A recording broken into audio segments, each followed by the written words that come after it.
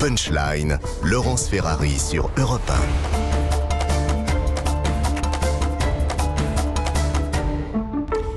18h36, on se retrouve en direct sur CNews et sur Europe 1 pour Punchline. On va parler de l'Ukraine. La percée ukrainienne se poursuit. Aujourd'hui, le gouverneur de la région de Lougansk, jusqu'ici sous le contrôle des Russes, a revendiqué une percée. Mais du côté de Moscou, évidemment, Dmitri Peskov assure que les territoires vont rester russes pour toujours et que Moscou va regagner le terrain perdu. On fait le point avec Solène Boulan et je vous passe la parole ensuite.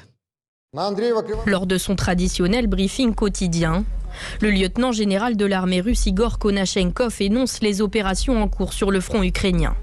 Derrière lui, des cartes militaires diffusées par Moscou. Au sud, dans la région de Kherson, où l'armée ukrainienne mène une contre-offensive depuis plusieurs semaines, les Russes ont reculé d'une quarantaine de kilomètres. La carte de la région de Kharkiv, située au nord-est du pays, montre, elle, que les Russes ont quasiment quitté la rive orientale de la rivière Oskil, dernière zone de la région qu'ils contrôlaient encore. Des éléments corroborés par le président ukrainien Volodymyr Zelensky, qui s'est exprimé hier dans la soirée. L'armée ukrainienne progresse assez rapidement et puissamment dans le sud de notre pays, dans le cadre de l'opération de défense actuelle. Zelensky assure que des dizaines de localités ont été libérées ces derniers jours dans les 4 régions annexées par la Russie en fin de semaine dernière. Le porte-parole du Kremlin, Dmitri Peskov, assure de son côté que Moscou allait regagner le terrain perdu. Certains territoires seront repris. Nous continuerons à discuter avec la population là-bas qui souhaite vivre avec la Russie. Le président russe Vladimir Poutine espère de son côté que la situation militaire dans les territoires annexés va se stabiliser, alors qu'il vient de faire de la centrale de Zaporijia une propriété fédérale russe. Voilà, on voit à travers ces explications que la situation est extraordinairement instable, Joseph Massescaron, en Ukraine. Des républiques annexées, donc potentiellement territoire russe, mais qui sont en permanence sous les poussées et la poussée de l'armée ukrainienne, et toujours le risque brandi par Vladimir Poutine et ses sbires de la menace nucléaire. Je ne vais pas enlever à Karim ce qu'il va dire, parce que il dit souvent, et là je pense qu'il le dirait à juste titre, c'est que c'est le moment précis où la parole doit être à la diplomatie. On est bien d'accord. Ouais. Parce que, et c'est vrai. C'est vrai. C'est-à-dire que c'est le moment, justement, où nous attendons les diplomates. Parce que quand il est impensable que cette situation puisse continuer, proroger, sans qu'il y ait évidemment, bien sûr, une riposte russe, et une riposte russe peut-être nucléaire, puisque c'était rappelé par les autorités américaines, n'importe quoi peut arriver. De même d'ailleurs qu'il était impensable dans l'autre sens, quand évidemment bien sûr les Russes gagnaient, étaient aux portes de Kiev, c'est exactement la même chose. Donc là, il y a une situation pour la diplomatie. J'ajoute que sur les territoires, là je vais me faire lyncher sur Twitter, mais c'est pas grave. J'ai quand même une position, c'est que je ne considère pas que, par exemple, la Crimée soit un territoire intrinsèquement ukrainien. Je le dis franchement. De par son histoire, de par sa culture, de par sa géographie, de par son ethnographie, de partout, de par son mode de vie, je pense que ce n'est pas alors c'est peut-être pas réellement une terre réellement totalement russe, mais en tout cas, c'est certainement pas une terre ukrainienne. Je dis parce que c'est en tout cas la manière dont Zelensky présente la carte. C'est votre avis. Je peux le soutenir, mais vraiment pendant des heures. Les Ukrainiens pensent le contraire, et vous le savez parfaitement. Pardon ? Les Ukrainiens pensent exactement le contraire. Les Ukrainiens pensent exactement le contraire. Ils veulent récupérer la Crimée et toutes les régions occupées. Voilà. Bien sûr. L'histoire est un peu têtue. Gaspard Ganzer, sur cette situation en Ukraine, offensive contre offensive, l'armée russe recule. Elle recule depuis des semaines déjà. Quand on prend du recul et qu'on revient au début de l'histoire, c'est-à-dire au mois de février, quand Vladimir Poutine a déclancé cette guerre, on peut être saisi d'effroi. Et le moindre des choses, c'est de considérer que c'est pas du tout passé comme prévu pour Vladimir Poutine. Ce qui est intéressant, c'est que en France, on a eu tendance pendant une partie de l'opinion publique à admirer Vladimir Poutine. En disant, quand je travaillais avec François Hollande, on nous a beaucoup reproché, par exemple, d'avoir racheté plus exactement les bateaux de combat que Nicolas Sarkozy avait vendus à la Russie. On nous avait dit, oh, mais c'est lamentable, tous les candidats à l'élection présidentielle avaient critiqué François Hollande, mais la gauche aussi, Mélenchon avait critiqué Hollande, en disant mais il faut parler avec Poutine ceci, Poutine cela. Puis après, Emmanuel Macron avait reçu, souvenez-vous, Vladimir Poutine en grande pompe à Versailles, c'est le seul qu'il a reçu à Versailles. Et Brégançon par la suite, etc. Et puis après, c'est une phase d'adoration. Après, quand il a déclenché la guerre en Ukraine, il n'y avait plus l'adoration, en tout cas, elle était rentrée, mais il y avait quand même la crainte. Il est quand même fort. Les gens disaient, il est quand même fort, il est redoutable, etc. Et on découvre quoi? C'est que c'est pas un allié, c'est clairement un adversaire. Et deux, ça se passe pas exactement comme il aurait pu imaginer. Alors, il faut pas le sous-estimer non plus. Non. Mais en tout cas, sur le terrain militaire, ça se passe pas du tout comme il l'avait imaginé depuis le départ.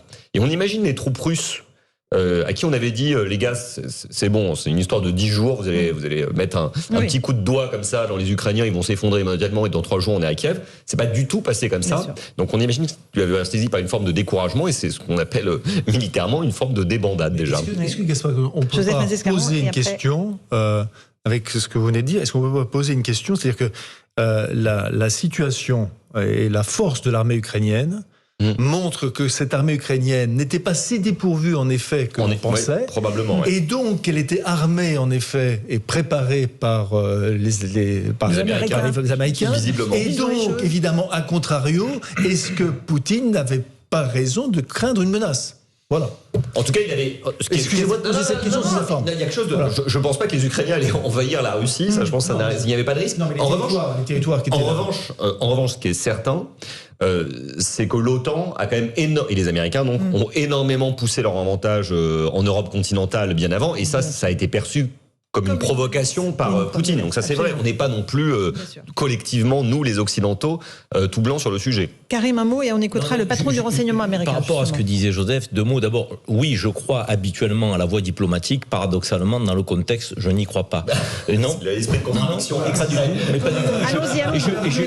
Et je peux expliquer pourquoi, Joseph, parce que je pense que on a un Poutine qui est tellement aujourd'hui en difficulté que ce serait presque abdiquer et faire preuve d'acceptation d'une forme de défaite que de venir sur le terrain diplomatique et sur le dialogue aujourd'hui.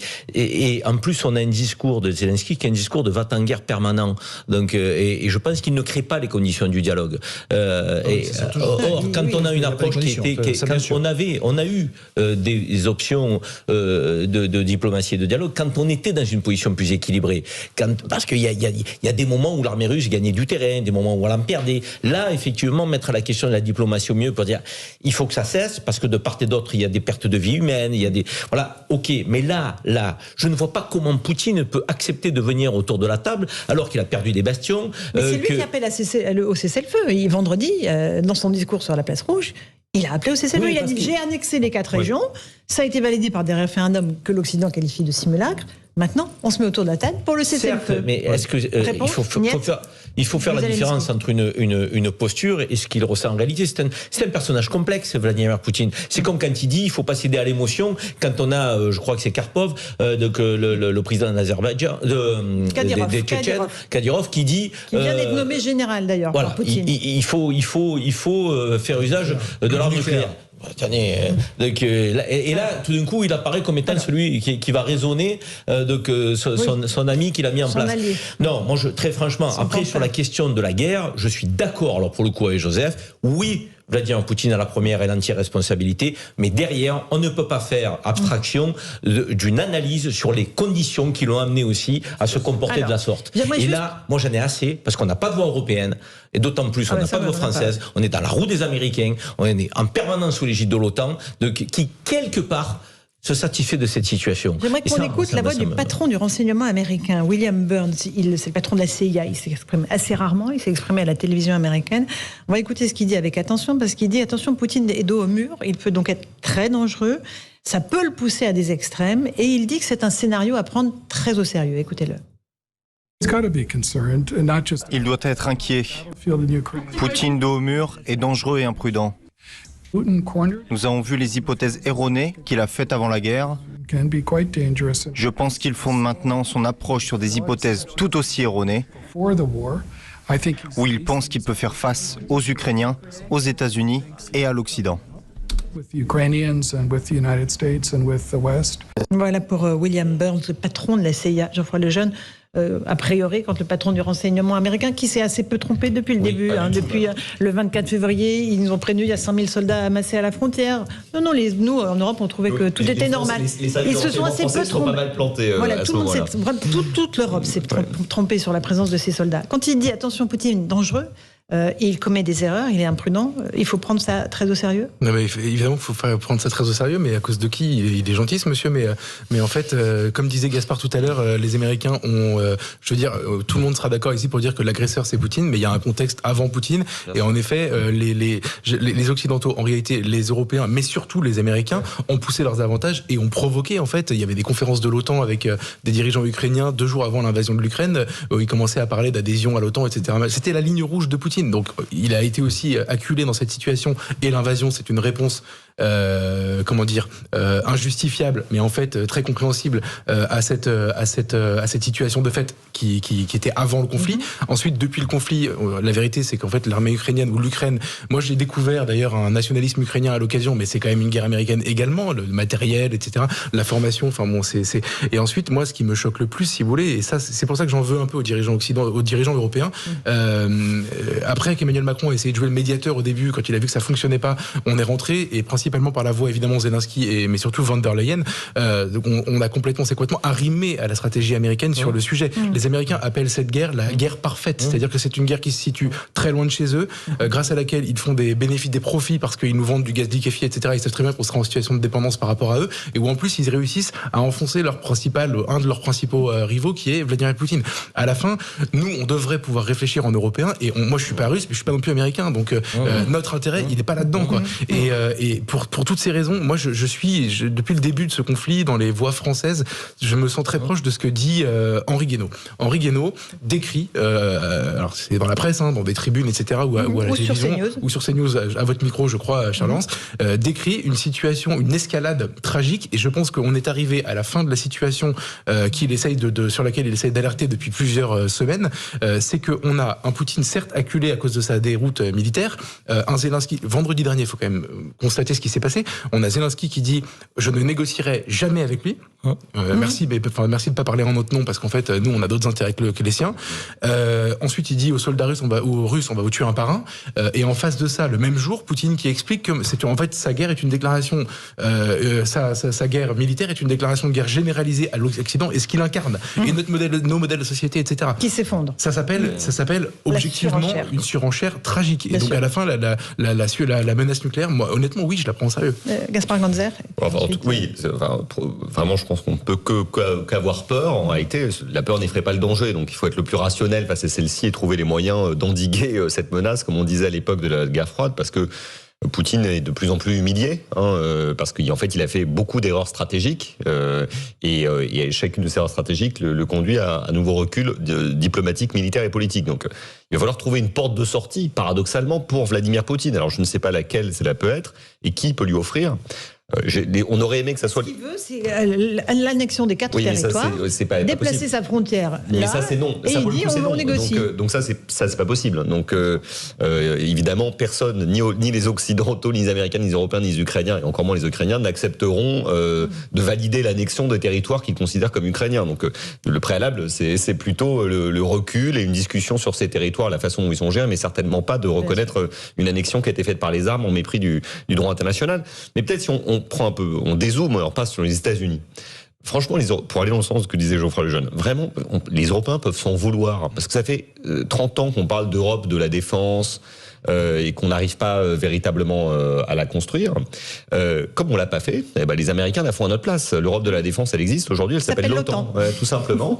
Et les Américains, eux, ils sont très efficaces. On a tendance à sous-estimer la puissance américaine. Ah mais je crois qu'ils contribuent à 70% à l'OTAN déjà, financièrement. Ils sont très forts. Ils sont très forts. Ils ont le soft power culturel et cinématographique et technologique, mais nos téléphones et tout le reste, et la puissance militaire et diplomatique. Ceux qui avaient un peu tendance à prendre les Américains de haut, parce qu'ils trouvaient qu'Obama était pas très sérieux, que Trump était fou, ou que Biden était trop vieux, là, ils sont en train de se rendre compte qu'on va revenir dans une Pax Americana. C'est vraiment ce que vous disiez, l'Europe de la défense, la grande absente, Karim Zeribi, depuis le début. Les crises que nous venons de vivre, et l'Europe tout court, ces 3 dernières années, c'est quelque part l'échec de l'Union européenne, excusez-moi, telle que nous l'avons construite. Bon, je suis profondément européen, mais cette Europe-là, force est de constater que l'Europe de la recherche n'existe pas, l'Europe de l'énergie n'existe pas, l'Europe de la défense n'existe pas. On est sur des éléments stratégiques. Et aujourd'hui, on subit, avec l'absence de l'Europe de la recherche, les labos nous ont fait la danse du ventre au moment de la Covid. Sur la question énergétique, on est dépendant... On n'a toujours pas trouvé de vaccin, accessoirement. Toujours pas trouvé de vaccin. C'est toujours les Américains. On n'a aucune souveraineté européenne sur les questions énergétiques. Sur les questions de défense, on dépend de l'OTAN. Donc, très franchement, Montesquieu disait que lorsqu'il y a une guerre, il faut blâmer celui qui l'a déclenchée, mais il faut aussi rechercher ceux qui ont créé les causes du déclenchement de cette guerre. Et je crois qu'aujourd'hui, on est revenu un peu au temps de la guerre froide. Pour moi, c'est un conflit américano-russe en réalité. Donc, sous couvert effectivement d'une guerre qui a été déclenchée par Poutine en Ukraine. Et parfois, Zelensky, là au moins, et donc il m'inquiète, voire parfois il me fait peur, c'est que j'ai l'impression que c'est un Ukrainien américain. Or, on ne fait que dire, ils sont dans l'Europe, il va falloir mettre en place un processus accéléré, mais qu'ils se comportent en Européens.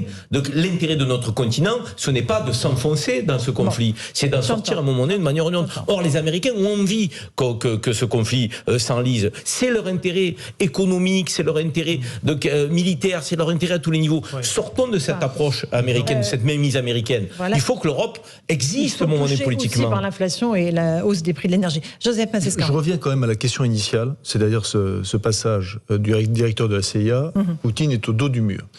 Pour qu'il accepte de parler, pour qu'il accepte de donner cet entretien, il faut vraiment que nous soyons extrêmement proches d'une situation qui est une situation, un point de non-retour. On a cité beaucoup d'auteurs.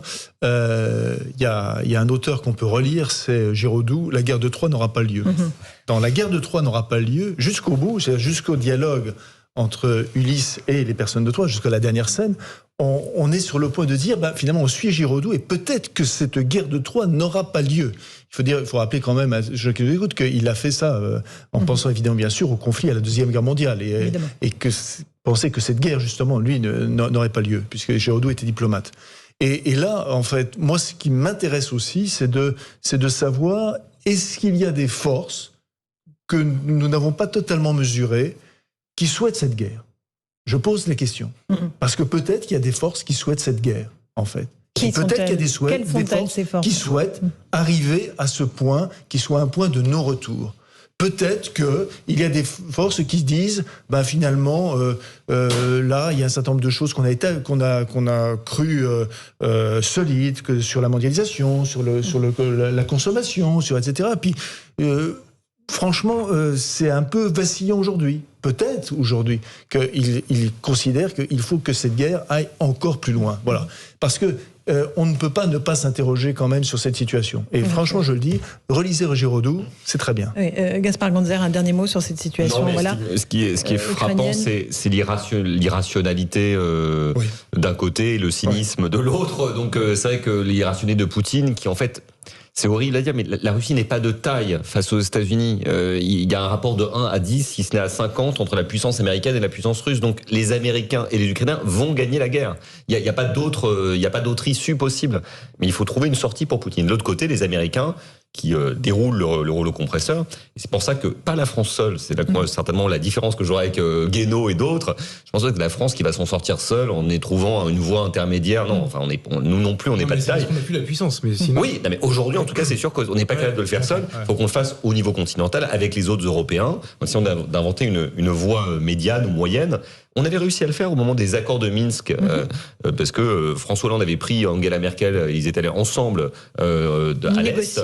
Ils avaient négocié avec Poutine et Poroshenko, qui était le Zelensky de l'époque, qui était un peu plus diplomate, on va dire.